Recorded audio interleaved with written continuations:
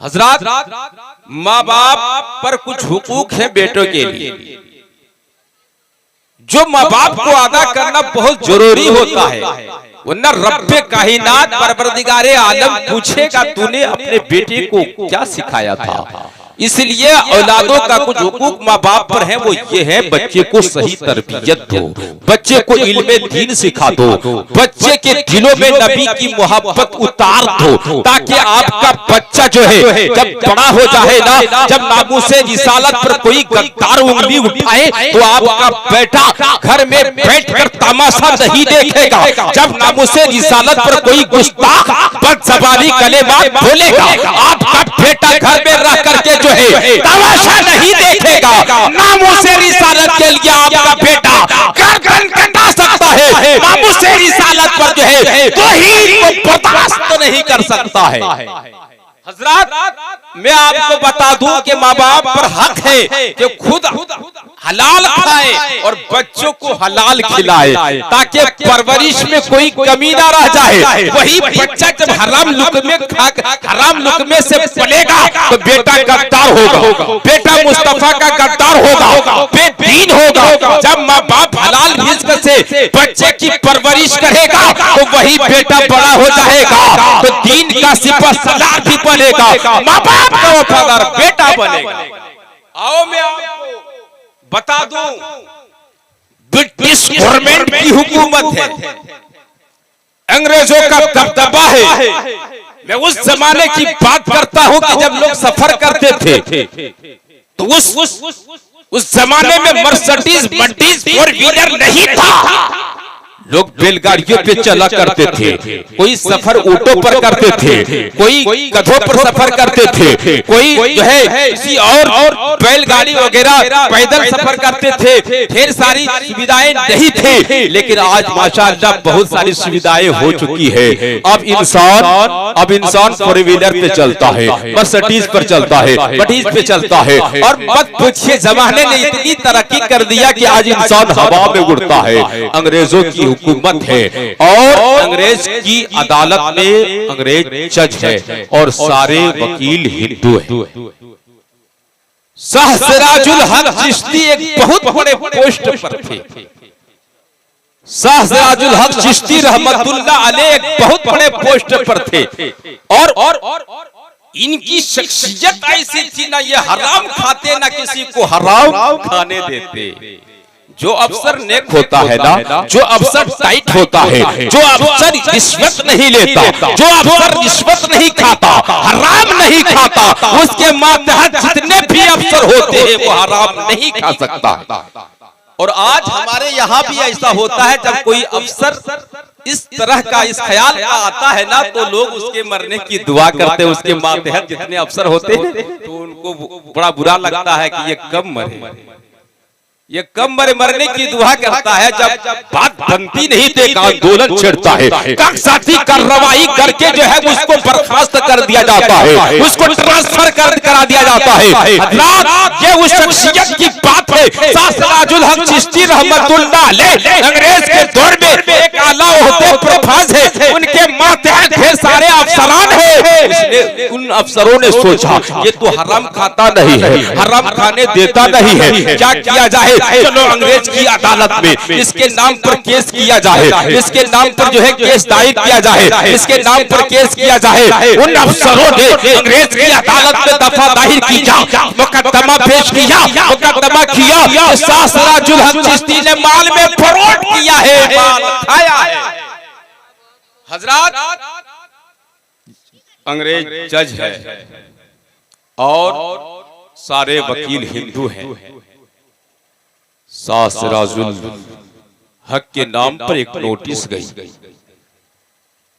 शाह सिराजुल हक चिश्ती ने जैसे ही नोटिस को पढ़ा, पढ़ने के बाद अस्तबल से घोड़ा निकाला, घोड़े पर सवार हुआ, अदालत की तरफ चला, घोड़े को चाबुक मारा, अदालत के दरवाजे पर घोड़ा खड़ा कर दिया और अंदर जो है अदालत के कटघोड़े पर खड़ा हो गया। जज अंग्रेज कुर्सी पर बैठा था। शाह सिराजुल हक चिश्ती अपनी सफाई बयान करो, अपनी सफाई बयान करो। तूने माल खाया है, तूने फ्रॉड किया है, इसलिए अपनी सफाई बयान करो। उसी अदालत के कटघरे पर खड़ा होकर के शाह सिराजुल हक चिश्ती ने कहा था मैं अपनी सफाई खुद बयान करूं, कोई कमाल नहीं है। अगर मेरी सफाई मेरा घोड़ा बयान कर दे, मेरा घोड़ा बयान कर दे, सबसे बड़ा कमाल है। मैं अपनी सफाई खुद बयान करूं तो ये कोई कमाल नहीं है। मैं अपनी सफाई खुद बोलूं ये बहुत बड़ा कमाल नहीं है। अगर मेरा घोड़ा मेरी सफाई पेश कर दे, गवाही दे दे, तो ये सबसे बड़ा कमाल है। अंग्रेज जज ने कहा चलो तमाशा मैं भी देखूं। एक सिपाही को भेजा, बोला जा दरवाजे पर शाह सिराजुल हक चिश्ती का घोड़ा खड़ा है, उसे अंदर अदालत में लाया जाएगा। घोड़ा लाया गया। अंग्रेज ने कहा ये गवाही देगा, ये घोड़ा, ये बेज़बान। आज तक इंसान की गवाही देता है, खुद अपनी सफाई पेश करता है। ये तो बेज़बान है, ये तो घोड़ा है, ये क्या सफाई पेश करेगा? तो शाह सिराजुल हक चिश्ती ने कहा था माय लॉर्ड जज साहब सुन लो, अगर मेरा घोड़ा गवाही ना देगा तो मैं शाह सिराजुल हक चिश्ती इसी अदालत के घोड़े पर ऐलान करता है जो सजा देना होगा दे लेगा। तो अंग्रेज जज ने कहा था फिर करना क्या होगा? कहा किसी सिपाही को भेज दो, किसी मालिक के खेत से चारा काट करके लाए, किसी मालिक के खेत से चारा लाकर काट करके लाए, वो भी मालिक के बगैर मर्जी के, मालिक के बगैर इजाजत के। एक सिपाही को जज ने भेजा, किसी के खेत से चारा काट करके लाया। अंग्रेज जज ने कहा क्या करना है? कहा मेरे घोड़े के सामने रख दो। घोड़े के सामने चारा रख दिया गया। जैसे ही चारा रखा, घोड़े ने नफरत से मुंह फेर लिया। कह दो सुभान अल्लाह। हिंदू वकील था, सोचा ये कमली वाला का गुलाम का किरदार देख करके कहीं हिंदू कलमा ना पढ़ ले। कमली वाले आका का गुलाम का किरदार देख के कोई हिंदू कलमा ना पढ़ ले। आगे बढ़ा, तेवर बदला।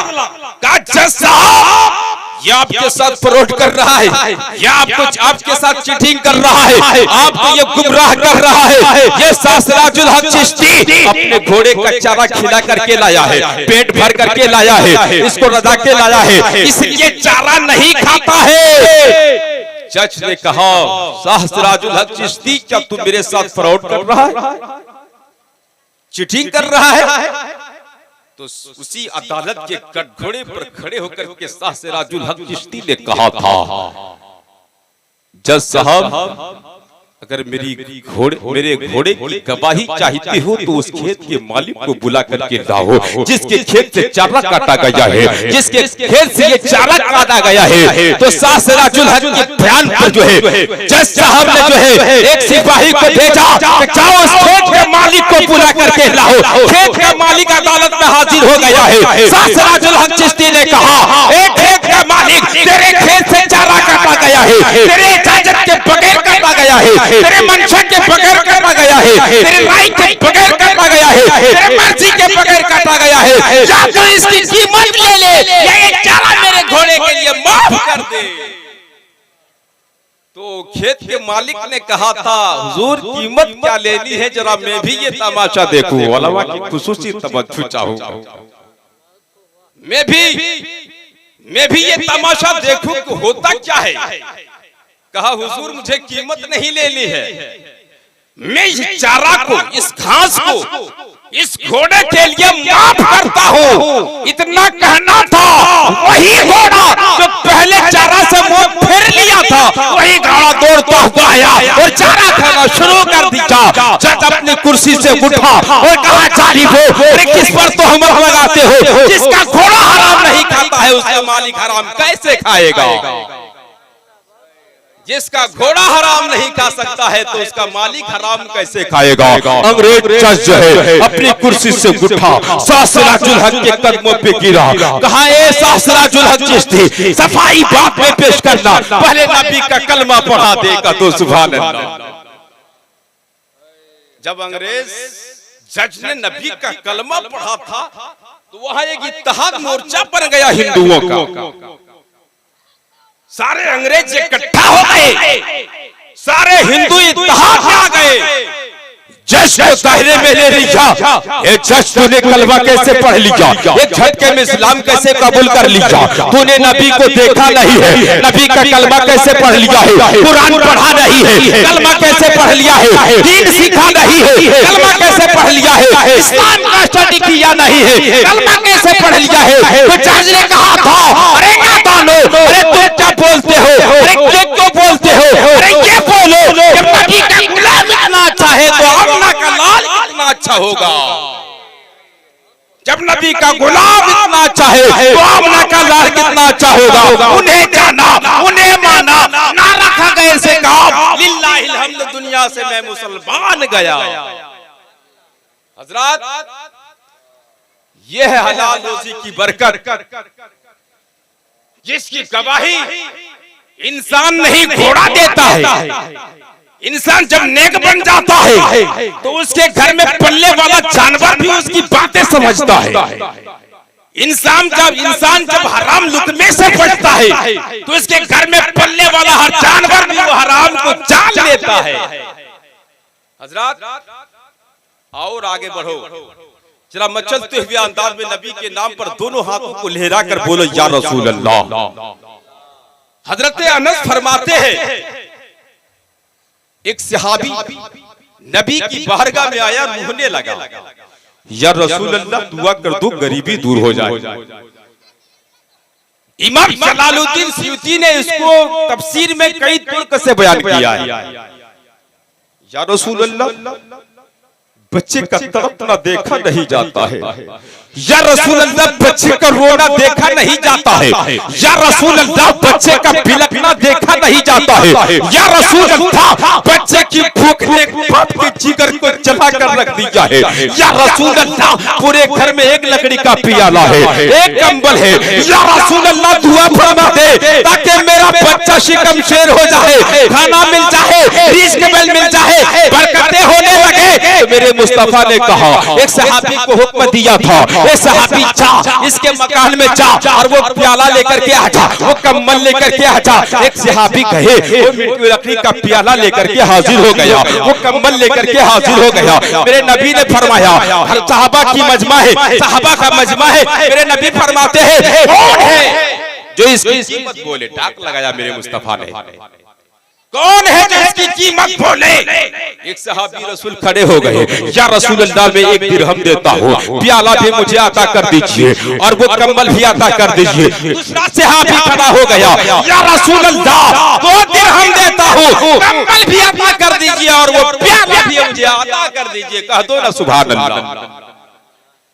जब मेरे मुस्तफा ने वो प्याला और वो कंबल जब डाक कर दिया ना, तो हज़रत अनस फरमाते हैं, वो सहाबी ने ये नहीं कहा या रसूल अल्लाह घर में तो एक ही प्याला था, वो भी आपने बेच दिया। या रसूल अल्लाह घर में तो एक ही कंबल था जो आपने बेच दिया। आज के इस मजमा में या तो मैं इस दुनिया के लोगों को मैं कहना चाहूंगा, है इतना बड़ा कोई गरीब जिसके घर में एक ही कंबल हो, एक ही प्याला हो? आपने ऐसा गरीब नहीं देखा होगा, आपने अभी तक ऐसा गरीब नहीं देखा होगा जिसके घर में एक ही प्याला हो, एक ही कंबल हो। मेरे मुस्तफा ने उसे बेच दिया, एक सहाबी ने 2 दिरहम में खरीद लिया। आमना का लाल फरमाते हैं, एक सहाबी को हुक्म देते हैं, वो सहाबी करीब आए, काले 2 दिरहम बाजार चले जाओ, 1 दिरहम इसके बच्चों के लिए खाने का इंतजाम कर दो, 1 दिरहम से इनके बच्चों के लिए खाने पीने का इंतजाम फरमा दो, 1 दिरहम से रस्सी खरीद लेना, कुल्हाड़ा खरीद लेना, जिसको हम लोग अपनी जबान में टांगा बोलते हैं।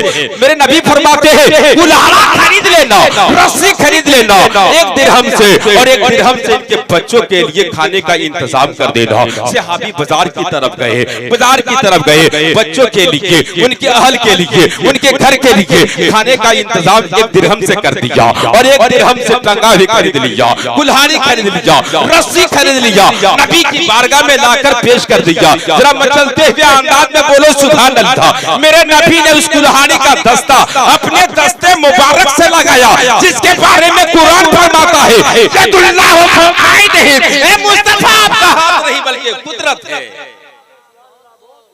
अब बताइए उस कुल्हाड़ी का दस्ता नबी ने अपने दस्ते मुबारक से लगाया।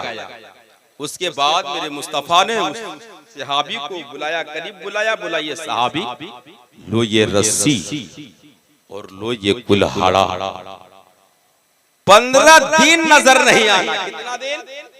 15 दिन। 15 दिन नजर नहीं आना। जंगलों की तरफ चले जाओ, लकड़ियां काटो, लकड़ियां बेचो, खुद खाओ, औरों को खिलाओ, खुद पहनो, औरों को भी पहनाओ। जरा मचलते हुए अंदाज में बोलो, जरा आवाज में वाह। हजरत तो वो सहाबी ने कुल्हाड़ा पकड़ा, रस्सी लिया, जंगल की तरफ चला गया। 1 दिन गुजरा, 2 दिन गुजरा, 5 दिन गुजरा, 15 दिन गुजर गए। वो सहाबी नबी की बारगाह में आया, अरीजा पेश किया, या रसूल अल्लाह पहले घर में 1 प्याला था, अब तो घर के सारे बर्तन हो गए हैं। या रसूल अल्लाह पहले 1 कंबल था, अब तो सारे बिस्तर लग गए हैं। पहले तो 1 कंबल था, अब तो घर के सारे बिस्तर लग गए हैं, सारे के कपड़े हो चुके हैं। या रसूल अल्लाह बरकत इतनी हुई है कमाई में, खाता हूँ खत्म नहीं होता है, खाता हूँ खत्म नहीं होता है। या रसूल अल्लाह खुद खाता हूँ, औरों को खिलाता हूँ, खुद पीता हूँ, लोगों को पिलाता हूँ, खुद पहनता हूँ, औरों को भी पहनाता हूँ। उस सहाबी ने 6 दिरहम अपनी जेब से निकाला, कहा मेरे रसूल ये क्या करना? कहा या रसूल अल्लाह ये 6 दिरहम ये मेरी मेहनत की कमाई है, जो मैंने लकड़ियां बेच करके मैंने कमाया है। या रसूल अल्लाह ये 6 दिरहम ले लीजिए, असहाबे सुफ़ा के लंगर में आप इसे अता कर दीजिए ताकि मेरा भी हिस्सा हो जाए। असहाबे सुफ़ा के लंगर में डाल दे, मेरा भी हिस्सा हो जाएगा। मैं पूछना चाहता हूँ हराम लुत्फ़े से पढ़ने वाले लोगों, अरे कमाने का जरिया नबी ने बता दिया, हलाल रोटी का तरीका नबी ने सिखा दिया, खाने का आदम मुस्तफा ने सिखा दिया, और फिर भी तू हराम काम में मुलविस हो। बताओ मैदान महशर में रसूलुल्लाह के सामने क्या जवाब पेश करोगे? अरे नबी के मानने वाले हो, नबी का कलमा पढ़ते हो, तो हराम से बचो, हलाल को अपना लो, तेरे घर में बरकतें होने लगेगी। हजरत आपने तो हातिम ताई का चर्चा बड़ा जोरों का सुना होगा, बड़ा जोरों का सुना होगा। दुनिया में ये बहुत बड़े सही इसको माना जाता है, और है उस जमाने में था भी। हजरत बस यही बात को मैं बोल करके मैं अपनी गुफ्तगू को खत्म कर लूं। हजरत हातिम ताई से किसी ने पूछा, आप तो बहुत बड़े सखी हैं, आपके सखावत का अंदाज बड़ा निराला है, आपका सखावत का अंदाज बड़ा निराला है। ए हातिम ताई जरा ये तो बता दे, क्या तूने अपने से बड़े सखी को भी देखा है? अपने से बड़े सखी को भी देखा है? तो हातिम ताई ने कहा हाँ हाँ मुझसे भी बड़ा एक सखी है। जरा कहिए मचलते हुए अंदाज में बोलो, जरा बोलो, जहन आपका मुंतशिर हो रहा है, जरा कहिए सुभान अल्लाह, बुलंद आवाज में बोलिए या रसूल अल्लाह।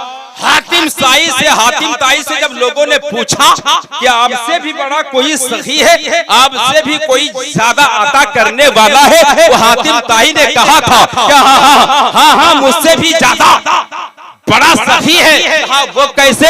मैं इसको परखने के लिए, जांचने के लिए मैं अपने मकान में एक बार दावत किया तमाम शहर के लोगों को। बूढ़े आ गए, बच्चे आ गए, जवान आ गए, सारे अफराद आ गए। मैं घोड़े पे सवार हुआ, चेहरे पर नकाब डाला, और मैं इस खोज में निकला कहीं कोई ऐसा शख्स भी है जो मेरी दावत पर नहीं आया। चला, चलते बढ़ा, घोड़े से निकल गया, जंगलों से गुजर रहा था, देखा एक बूढ़ा इंसान लकड़ियां काट रहा है।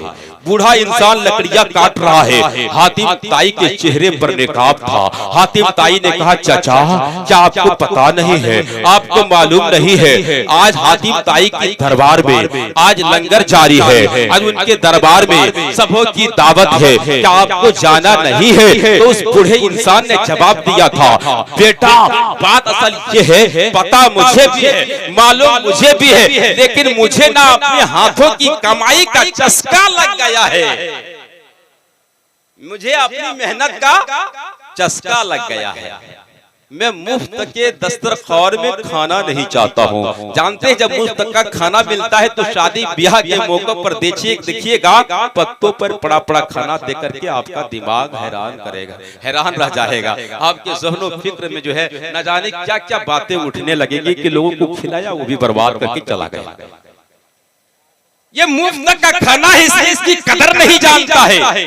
तो हातिम ताई से उस बुजुर्ग इंसान ने कहा था, बेटा मुझे अपने हाथों की कमाई का चस्का लग गया है। तो हातिम ताई ने कहा, ठीक है तो मैं चलता हूँ। हातिम ताई चलने लगे तो उस बूढ़े इंसान ने कहा था, बेटा कहाँ जा रहे हो? हातिम ताई की दावत पे जा रहे हो? हाँ हाँ वहीं जा रहा हो। कहा लो 4 दिरहम लो, 4 दिरहम लो। हातिम ताई को नहीं देना, बल्कि जो बावर्ची है, जो खाना पकाने वाले लोग हैं उनको अता कर देना, ताकि मेरा भी हिस्सा उसमें दाखिल हो जाए। अब हातिम ताई कहता है, मैं घोड़े से उतरा और बुजुर्ग के कदमों में गिरा, बूढ़े इंसान के कदमों पर गिरा। कहा, ए चाचा मैं तो अमीर हुआ हूँ और आप गरीब होकर के भी सबसे बड़े अमीर हैं। आप गरीब होकर सबसे बड़े अमीर है। हजरत मोहतरम तो बस बात मेरी यही तक रहेगी, अल्लाह तबारक व तआला हमें अच्छी रोजी अता फरमाए, हलाल रोजी अता फरमाए, और अल्लाह तबारक व तआला हमें अपने बच्चों को अच्छी परवरिश करने का जरिया अता फरमा दे, ताकि हमारा बच्चा इल्म दीन सीख ले, मेरा बच्चा नबी की मोहब्बत सीख ले, मेरा बच्चा दिन के कलेमात सीख ले, मेरा बच्चा दीन के तमाम मसाइल की जानकारी उनको मिल जाए। अल्लाह तबारक व तआला हमें और आपको सभी हजरात को मुस्तफा की शरीयत पे चलने की तौफीक और रफीक मरहमत फरमाए। अबा अलैना इल्लल बला।